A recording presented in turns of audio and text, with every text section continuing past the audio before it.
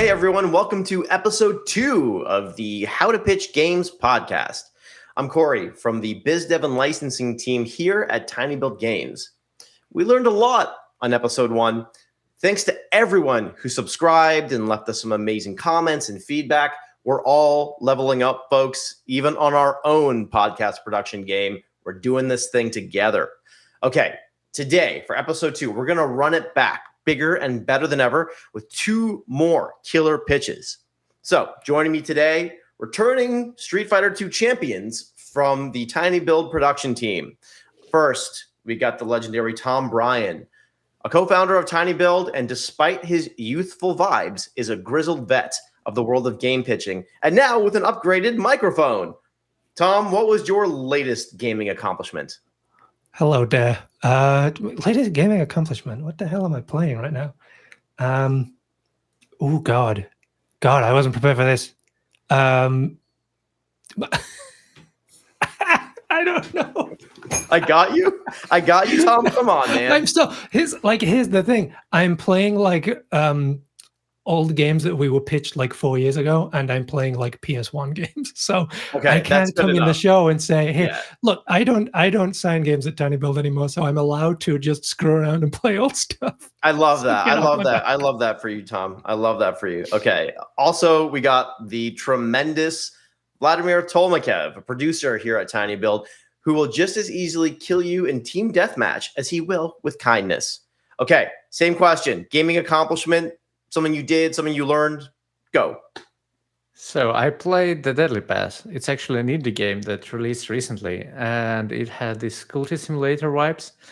I have a developer luck, and I hope that the game takes off. It's not as great as Culty Simulator at my alley, but still a very decent game. So check it out after you watch the podcast. It's love the warmth there. Love that, Vladimir. Okay. So here's my question of the day for you expert guys. Tell me, what's a helpful tip for either organizing or designing a pitch deck that you would offer to devs when they come in with a new game? Like, it could be something simple, something they're not thinking of. What do you think? Organizing or designing a pitch deck?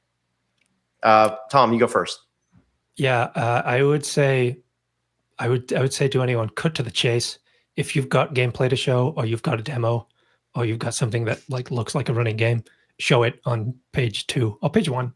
Because I see a lot of pitch decks. I'm glad that your team is based in a nice city and you all met at a game jam and you have a history of porting and all this like nice stuff. That's cool. But without the context of what the game is, those slides mean nothing and don't tell you anything. So I'd just be skipping past them. Like when I open any pitch deck, it's where's the game? Right. Get to what's going to blow us away, what's going to like hook us into the game that you're about to pitch us. I love that tip. Vladimir, what do you think? Yeah, with second Tom, I would just mention, don't cut it completely. Put it at the end. At the end, after I'm hooked to the game, I will like to know where you live, what have you done previously, what is the team, etc. I would like to meet you in person, but as well later, when we have a more detailed talk on your pitch. But initially, just show me the game. That's true. Right. Like, think about it, like the way that like kind of news stories or things are organized. Like, don't bury the lead, guys. Give us the juiciest part first. Great tip. Cool. All right. Let's get into some pitches today. Okay, guys, let's give it up for Llibert, the CEO and founder of Half Sunk Games from beautiful Barcelona, Spain. Hello, Llibert. Welcome to How to Pitch Games. Okay, so we're talking about a very nostalgic genre of video games today. But what I want to know, as a nostalgic gamer myself, what was the game from your youth that inspired you most to want to become a developer? So, surprisingly enough, it's not a boomer shooter, the game that inspired me to make video games. It was Scalar, which was a PlayStation 2 platformer, which has really cool movement mechanics like rail grinding and so on. And I really enjoyed the world that it built. So it was like another dimension, and it was bonkers, to say the least. Also, Half-Life. Half-Life was a huge deal for me also in my youth. Right. Yeah, Half-Life has memories for us all in our growth as PC master race or just as gamers in general. But you guys are coming to us from Half Sunk with your boomer shooter Blowup, which I'm told actually won the 2024 DevGamm Award for Best Indie Game presented by tinyBuild. Okay, so I'm so curious about this boomer shooter genre. You have these games that are coming up like Ultra Kill, they're doing so well. But I grew up fragging with, Duke Nukem 3D, Quake, Unreal Tournament, all these great games that look like your game. And while that might like date me as a bit of an old geezer gamer, I'm curious, why do you think this genre, the boomer shooter, it gives such intense nostalgia vibes? Why do you think it's so popular these days? Well, I think it's so popular because it never stopped to be funny. So to be a fun genre in the first place, like it has like the movement, the speed that current players demand from games. Also, some of them, just like Ultra Kill, for example, elaborate on the boomer shooter formula. So boomer shooters tended to be more like you move fast, you shoot, but then some games like Ultra Kill, for example, add some mechanics to even bring further this notion of movement and so on. So it's a matter of shooting stuff rocks and moving fast also rocks. So you get the two together, and it's a genre that doesn't fail to amuse people. I love that. Like, what makes these games such classics, right, is what like propels them and what keeps them, as classics today, right? So those mechanics never died. I love that. Super cool. Let's get into the pitch for Blowup. Hello, I'm Llibert from Halsan Games, and I'm going to introduce you to Blowup. And I want to start this pitch with a question. Are you ready for some action? So Blowup is a boomer shooter where you take the role of the M98 Barbara, which is a 3-meter-tall robot required to avenge humanity.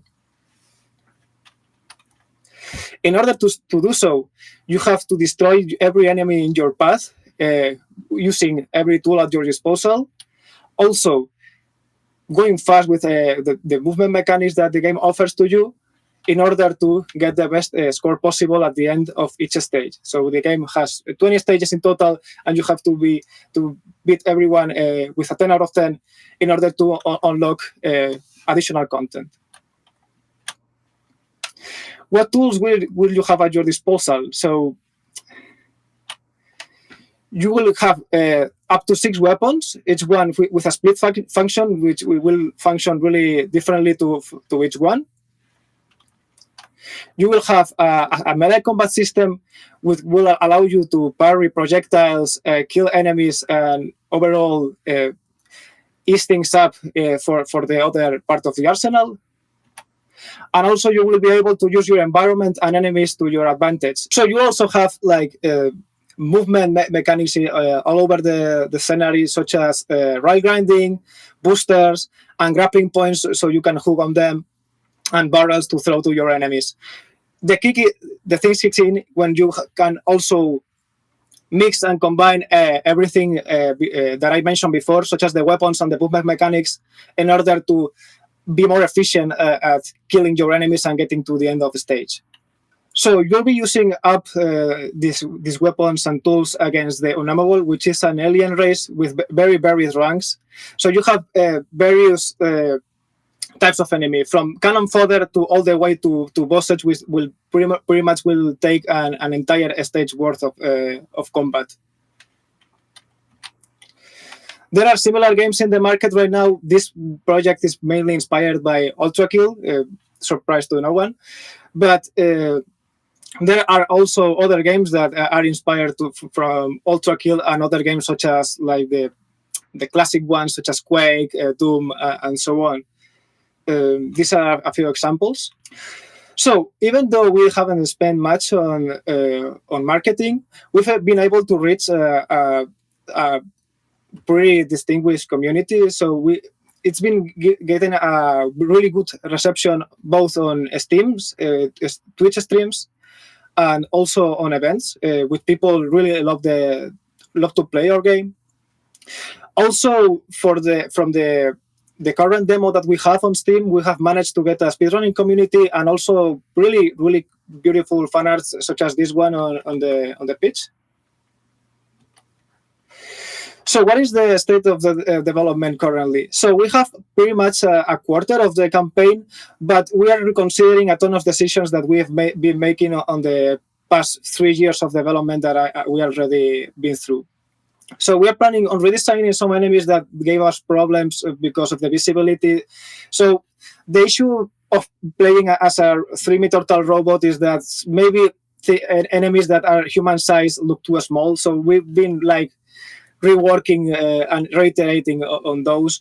Also, the logo, the O used to be a 0, but we are changing things up because for marketing purposes, it was awful. Like I had like the idea maybe that the O would work as a 0 because you're playing as a robot and so on. But nobody get that it was a 0, so we can just throw this idea out of the window and stick with the O and redesign the logo around a better concept. So what we are looking for from a publisher right now, since we've been 3 years in development right now, but I've been mostly working by myself, and I'm building. We're making a big team for the project, so we need for some funding for it.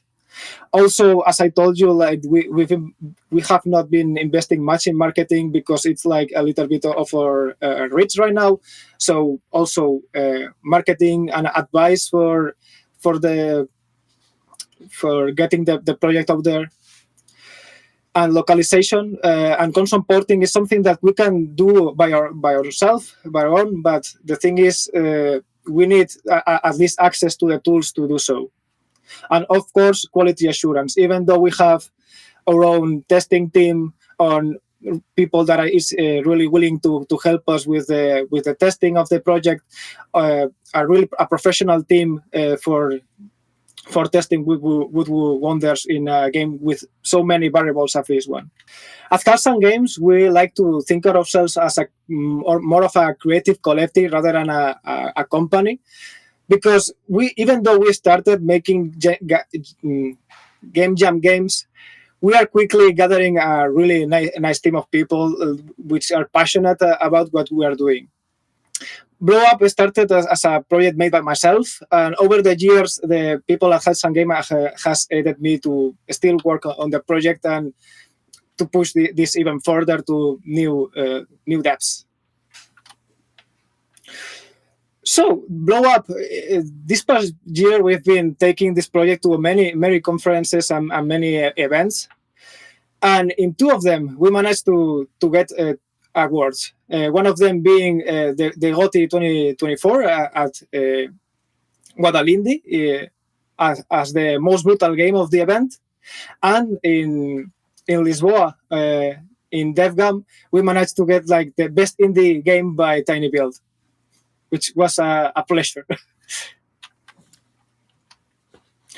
So we started this pitch with a question, and we will end the pitch with the same question. Are you ready for some action? I'm ready for some action. I'm ready for some brutality. Let's see if our panel can handle this much brutality. So let's kick it over to the guys for some feedback. Thank you, Llibert. Thank you for the pitch. That's a great pitch. And I've noted that I like the GIFs a lot and the structure of how you show the USPs with them. Just be sure that they're small sized, and that will be great. And I really liked the main character, a GIF with the main character at the end where you put the request to publisher. It just looks really nice. And the team slide is also really good. So that's super cool. That's also great that you've included the words that you've been receiving and that you have the full team there. That's also 2 great things to always include. Yeah, like the only probably like, not minor, but let's say medium feedback that I have is when you're talking about redesign, and if you could go to the slide, that would be awesome. Yeah, sure. Just don't say that you're redesigning the game. Just say that you receive feedback from the demo and you know how to improve it. Yeah. Because when you say redesigning, it sounds like something is bad right now. You're improving or iterating on that. That's a much more softer wording, and that's actually what you're doing. You receive feedback and you improve the game. So. Yeah, absolutely. So. As we've been receiving tons of feedback lately, so and of course there are minor things in the end. So there are not. It's not like making the game again, but there are these minor things that we can do to improve the overall experience, and we are working on that currently. Yeah, you see, sounds great. Yeah, much Tom, better. What are your comments? Yeah, that's really good. When we got to this page, I wanted to say, like, I don't really see the differences in what you're redesigning. I looked at it for a while and I said, oh yeah, the guy's taller. But it took me a while of staring at it of like, why is this in the pitch deck? But it's a really good, it actually would score a lot of points to say, hey, we got feedback and we went back and made these changes, because that's cool. A lot of developers are doing that, but don't talk about doing it. I think the biggest thing I wanted to say was, I mean, first, this seems like a cool game. I like the genre, and I like inserting like crazy movement and melee and parrying into a game like this.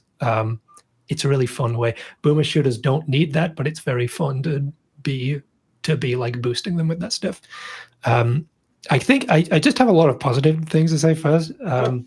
There was a page with 3 GIFs that all looked good. They were big, they were smooth, they played well. They played one at a time instead of all at the same time. Just really well organized gameplay footage. Really nice to watch. I thought it was a cool move that I see sometimes in pitch decks to include the name of the game on every slide, and there's in the lower right it just says Blowup, so that you always know which game this is for. Yeah. Really neat touch. Let's see, there's some other stuff. So some of the stuff that was throwing me off, I do agree with Vladimir that the GIF of the character in pixel art was really good looking, but there were a few different art styles in this pitch deck. There was like gameplay footage and this pixel art guy and fan art, and the fonts for all the text and boxes and UI of the pitch deck is all like super low res. It just got me drifting away from what the art direction of the game was. Sometimes games can have one art style in game and a different art style in branding, but I was getting like 3 or 4 different art styles out of this pitch deck, and I was losing track of which one was the game. So the game has like both the gameplay sort of art style going for it, and also it has 2D cinematics. So this is, for example, where this shot comes from, and also the one that you talked about, which is this one. So there are cinematics in the game which we haven't mentioned, but they have like this pixel art style, kind of like Bolt Gun or Blasphemous. We're really inspired by those to make our pixel art animations, which with the correct color palette can fit the art style of the game. But in particular, this one is I get what you're telling, that maybe it's like a little bit too bright to be concise with the rest of the art style. Yeah, I just thought it looks cool, and I thought, is this the game, or is this like if I was making a Steam capsule for the game, would I use this, or is it not a good reputation of what the game looks like? But I understand now it's in cutscenes, so yeah. Maybe it is part of the game.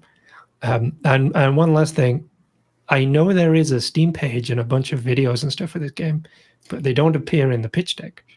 So I would say if you've got a Steam page or like an existing demo or an existing video or anything, that's going to show the game much better than any pitch deck can. So I would definitely include those. Yeah. Sure.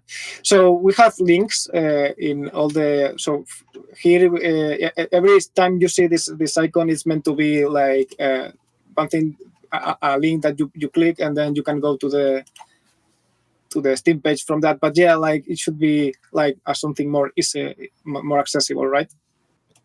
Yeah, I didn't notice those were links. I really like, this is like stupid and old school, I really like when links are in blue text and they're underlined, because everybody always knows that that's a link. But sometimes I've seen pitch decks before where I see videos that you click on to play and I don't click on them, and then I didn't know there was a trailer. So hidden links are really scary. Yeah, absolutely. I would second what Tom said, and you have here a link to the Steam page, but you could just include all sentence grade that we're on this slide.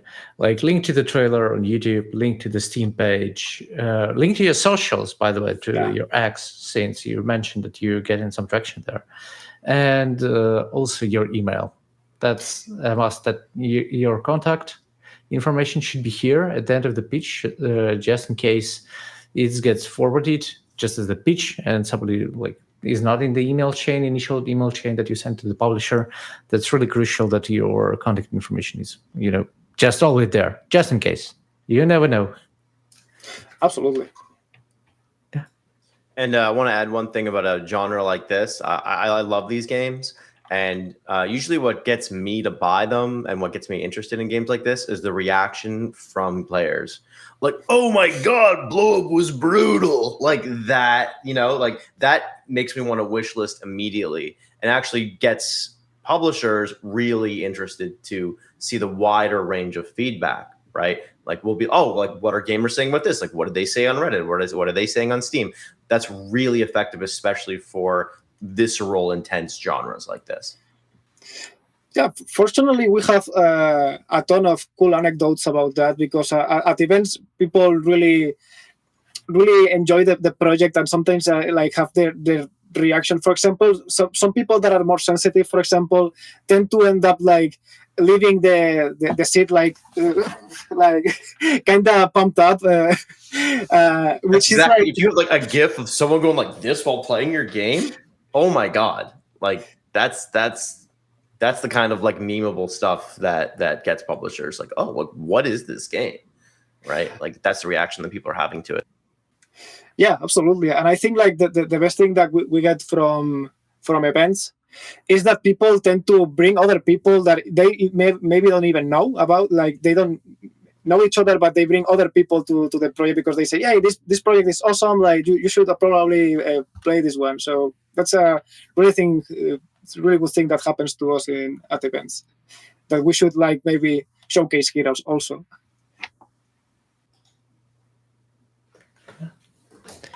I have just last comment that I have.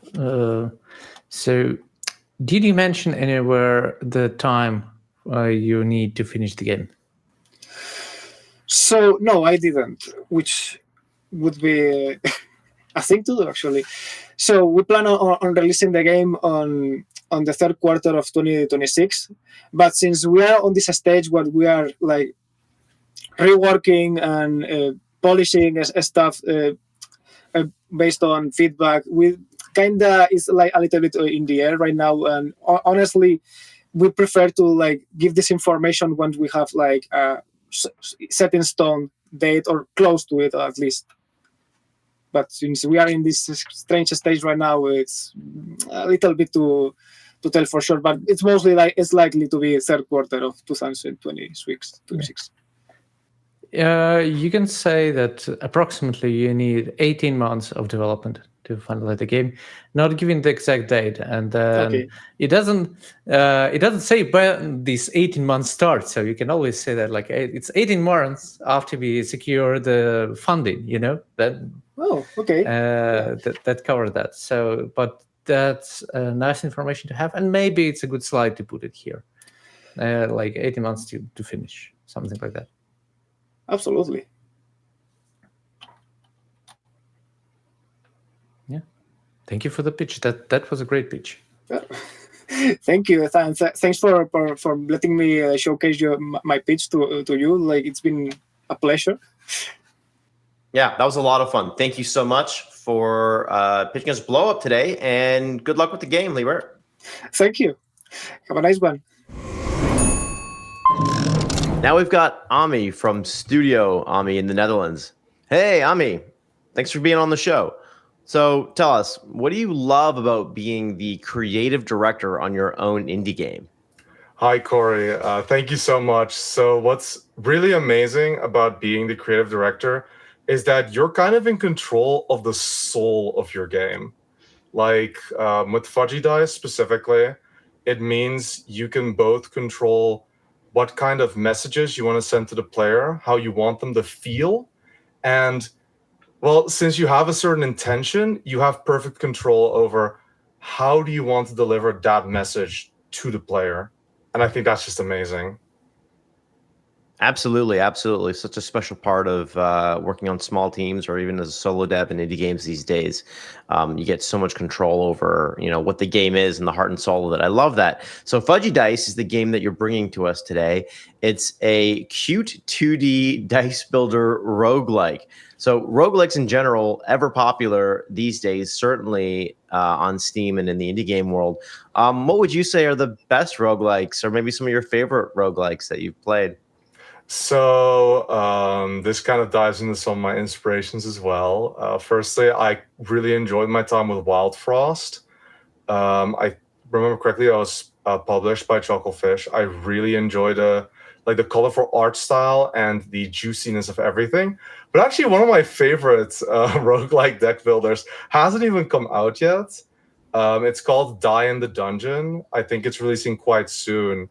And I have been absolutely stuck on the demo, and I think it's frankly pretty fantastic. Those are great tips. We'll definitely all look out for that. Thanks so much, Ami. All right, let's move on to the pitch for Fudgy Dice. Oh, the mic's on you, Ami, like anytime. Oh, right. Well, thank you so much for letting me present here today. So, well, let's get started. So, roll the dice, shape your fate, and battle your way through Fudgy Dice, the adorable fusion of deck builders and dice games that we call a dice builder. So, in Fudgy Dice, the protagonist Daisy wakes up in a mesmerizing dream world where she then gets horrible news. The evil Fudgy will destroy it in just a few days. Roll the dice, shape your destiny, and uncover secrets, because fate literally rests in the palm of your hands.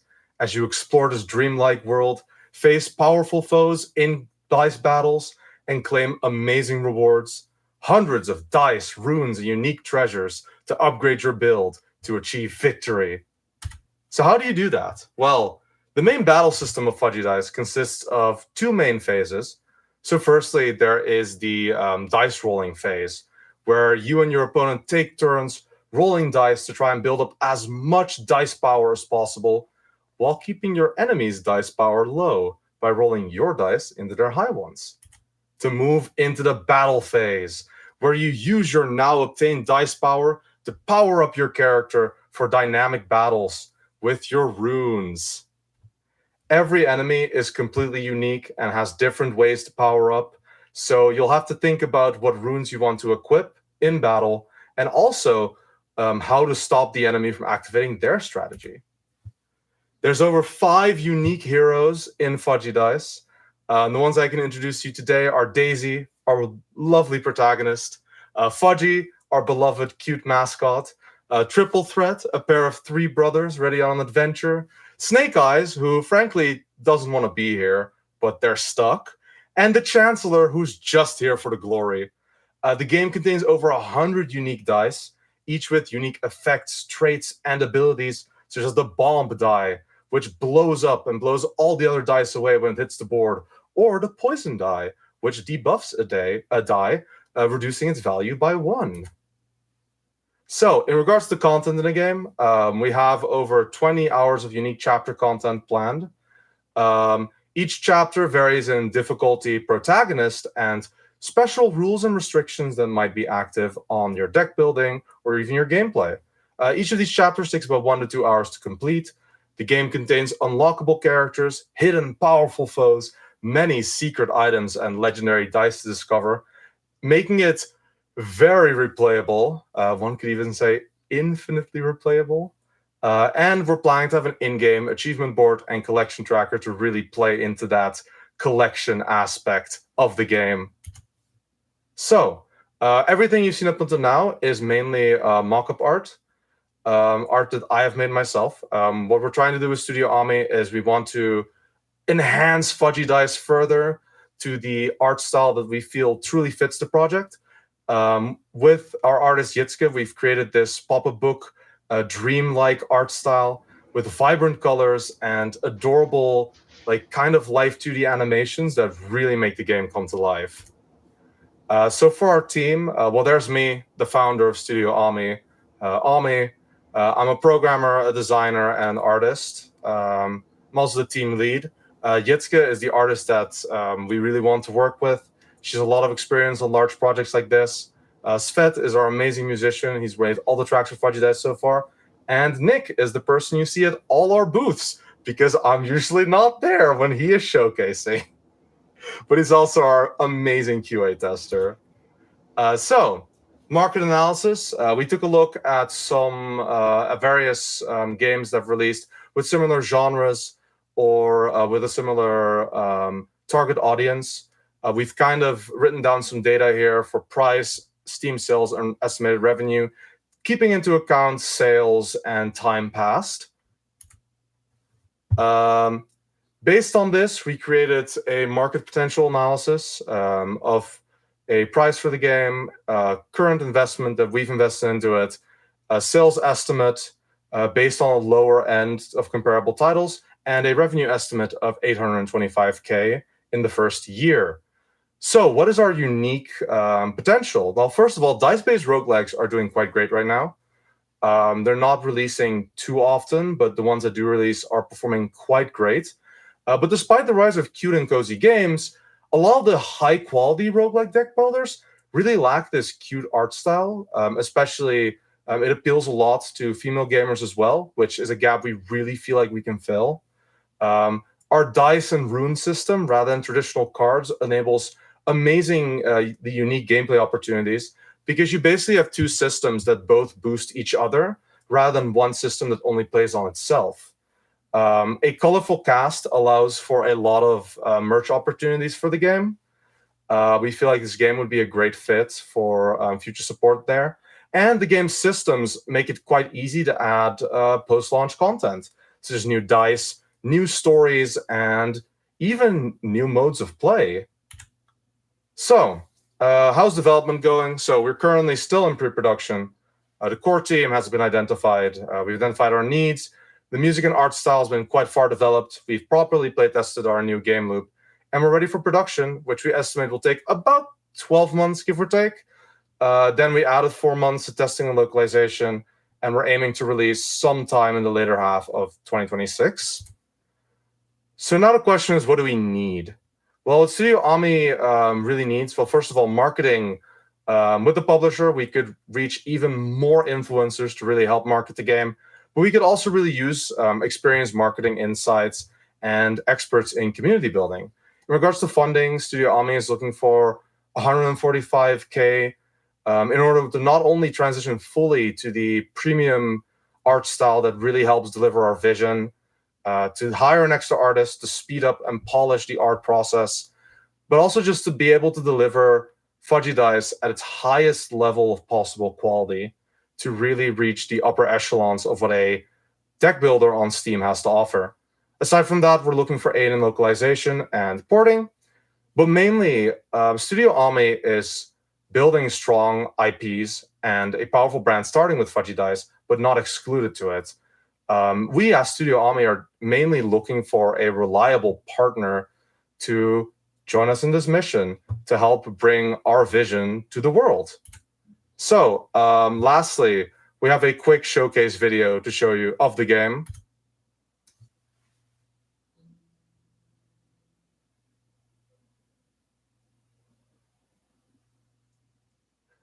Unfortunately, it seems like the visuals are a little choppy, but I will let it run regardless.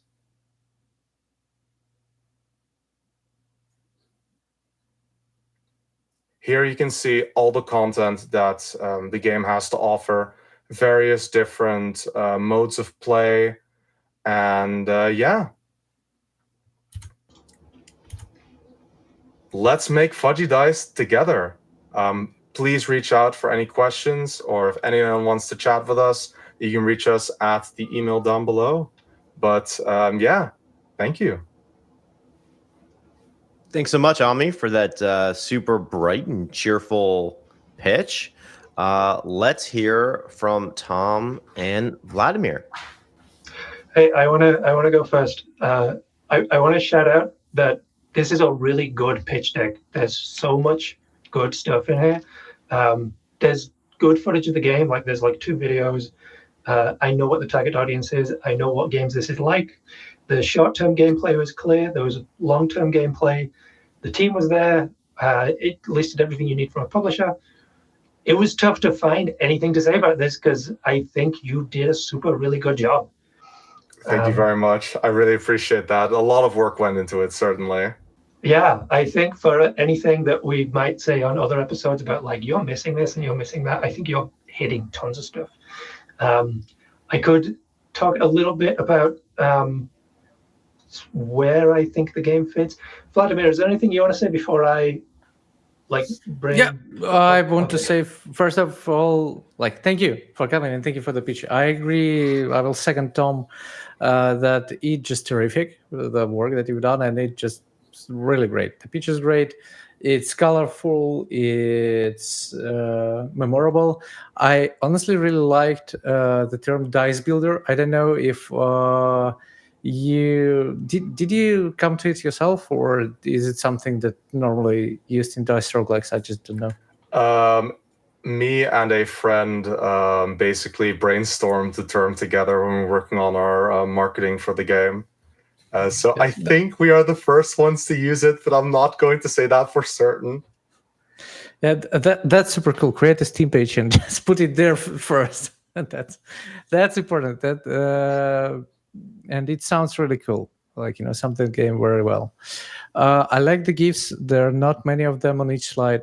That's also great. I have just mainly a couple minor things minor pieces of advice here to share. So you mentioned that the team worked on different big projects, or an artist worked there. So if it's allowed, if it's not under NDA, always say the projects, even if they're not, totally in other sphere. I don't know if that person worked on League of Legends. It never. I know that it's pretty far from Dice Builder game, but now I want to call it Dice Builder. It's just so cool, the name itself. Thank you. I'll always mention it, even it's a bit far away. It's still good. I would love to see a trailer, probably a bit earlier. That for my taste. Because trailer gives you this extra depth of how the upgrades look like, that there are some level ups, etc. So I can understand the game loop a bit better. And the last question I have for you is a comment/question. You mentioned that the fountain you need is to transfer to professional art style. Did I hear correctly? We call it the premium art style that we are envisioning for this project. Your art style is already premium. Don't underestimate yourself. I liked the second comment that you said that it will help you speed up the creation of the art, and that sounds great. You're already premium. You're already super professional. Just sell it as it is. You shouldn't be. With that comment, you're a bit devaluing all of that seen in that presentation. Don't do that. The rest was just great. That the only one small piece that I was like, yes. Why are you telling me that you already have really good art? Yeah, I just personally, to me, art is so important to the soul of this project. Like the visuals that we want to bring to a player in their playthrough. And I have this certain vision in my head, and I know we can do it. It's just that currently we feel like we're on a great path, but we want to reach even higher. And that's kind of what I wanted to express in the pitch. Yeah, that's a good intention, but it's something that you can tell on the call when you get to the publisher after the pitch. So no worries. Just say that you will do it faster, or you will put up even more of this awesome art that we've seen in presentation, because it looks already great for me. I'm a marketing person. I'm not an artist, so for me, it looks just great already. Thank you very much. Yeah, that's. Oh, sorry. Yeah, go ahead, Tom. I finished.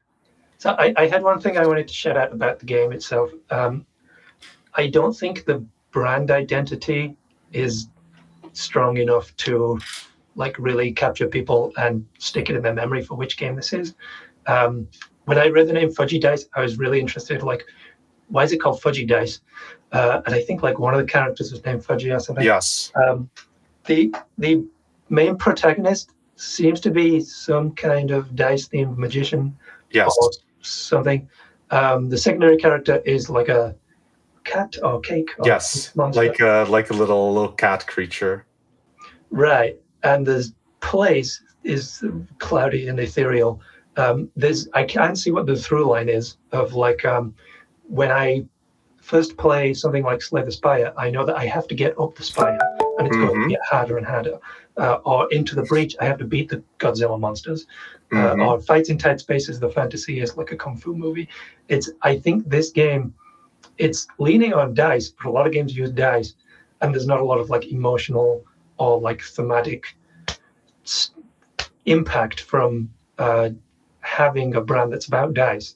So I think what you're missing here is a like one-line pitch of you are X and you must Y, because even if the gameplay in this is super good, like let's say Vampire Survivors or Balatro or something, games that I super want to keep playing, but those games have clear fantasies or challenges, which are like you have to destroy all vampires. Well, there's no vampires, but you have to defeat 1,000 enemies, or you have to use super good poker skills or whatever it is. I'm not seeing what's pulling me to download Fudgy Dice. Right. And Tom, I want to add something to that, which is, the player fantasy, which we talk a lot about, and the player challenge. Fantastic point, Tom. I think it's tied into your IP as well. And you talk about growing this as an IP. How does the player fantasy and challenge tie into what you want to do with growing this as an IP, something that could branch out? Because that's, my line of business here at tinyBuild, branch out into consumer products, into an animated series. Like, what does that look like to you? So in contrast with a lot of other roguelike dice builders, what makes Fudgy Dice unique is that we actually have a story in the game. So every single chapter that you play with every single protagonist, they actually start out with each an individual goal leading to them going on this adventure, and to face at first Fudgy at the end, but later they each discover different things that lead them down different chapters that all connects all the stories at the end to a central point that I will not reveal yet, but kind of that attachment to the characters. Like the characters will speak, every boss in the game is a different playable character. So for example, Fudgy is a character you fight in Daisy's first chapter, and they have a little bit of dialogue, which kind of leads the player to get attachment to some of these characters and might be like, okay, when they finish Daisy's run, how about I try out Fudgy? Because they seem to have something going on. I want to know more about this. And this character-driven storytelling is something we find incredibly important at Studio Ami, and we also feel like it's an amazing way to build your brand. Couldn't agree more. Yeah. So I think that's part of Tom's note here is like, we would love to, have that right off the top.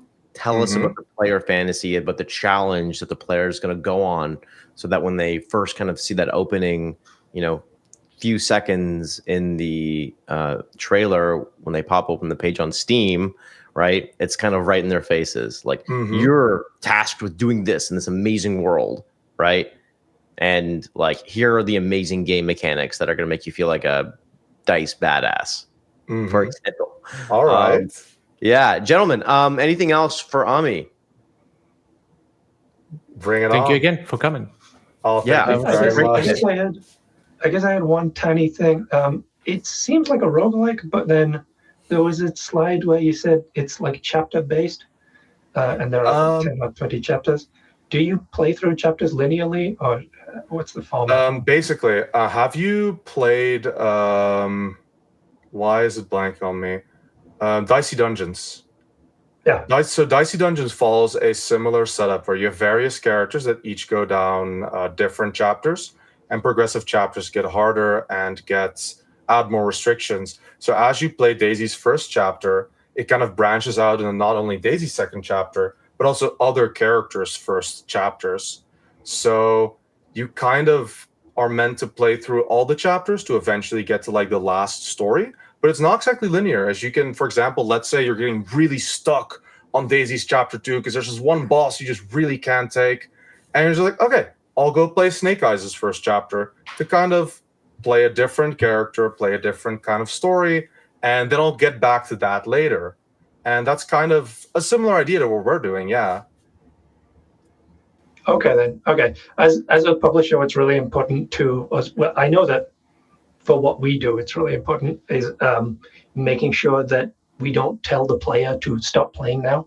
And I think if you show the player that there are chapters and there are 10 chapters and then they've beaten all 10, it's a real good indication that, like, okay, even if you haven't mastered the systems, even if you could play this for a lot longer, or even if you like enjoy finding more, there's 10 chapters and you did all 10. So now it's time to look for a different game on Steam. The fun part is that's why we added the achievement board, because achievement boards are so addicting. Because a player's going to play through a couple of chapters and then they're going to see that board ticking off and they're going to see something being revealed. And then even after they finally defeat the final boss, they're going to be like, damn it, I'm still missing 4 pictures. And they're going to go back. They're going to look for all the dice they missed. They're going to like, that's why it's kind of like, yeah, you beat it, but did you really beat it? And that's kind of the idea we kind of want to send to the player. Like, there's always more to discover. There's always little things you can tick off. There's always entries in the gallery you haven't gotten yet that unlock even more things. And there's secret bosses that are hinted at that require a lot of time to really get to. And when you get to them, you might not be able to do them on your first try. So that way we can really keep hooking the player. When they think, oh, finish a chapter, I'm good, there's another hook that kind of tells them, hey, what about this? Okay, I think you're on the right page. I think, like I said at the beginning, it's a really good pitch. I think you've got a really good sense of what people are playing right now. I think this game should come out. I think you got something really good. Thank you very much. Really great pitch. Thank you so much for coming on the podcast today, Ami. Thank you very much for having me. And that's it for episode 2 of How to Pitch Games. As usual, let us know what you thought of the games on the show today in those comments, y'all. Just as much as we love to give, we love to get all your feedback as well. Follow and wishlist all the games on Steam, and please support and show these incredible devs your love on all their socials. Remember, if you're an indie dev and want to pitch your game on the show, send your info and pitch deck to podcast@tinybuild.com. Remember, your game needs to be for PC or consoles, and you should be actively looking for funding or a publisher. We're taking all submissions and keen to bring in devs from underrepresented backgrounds and territories around the world. So, if you like what you saw and heard on the show today, don't forget to like and subscribe to How to Pitch Games and follow us on all our socials for updates. Thanks for watching, and we'll see you on the next episode.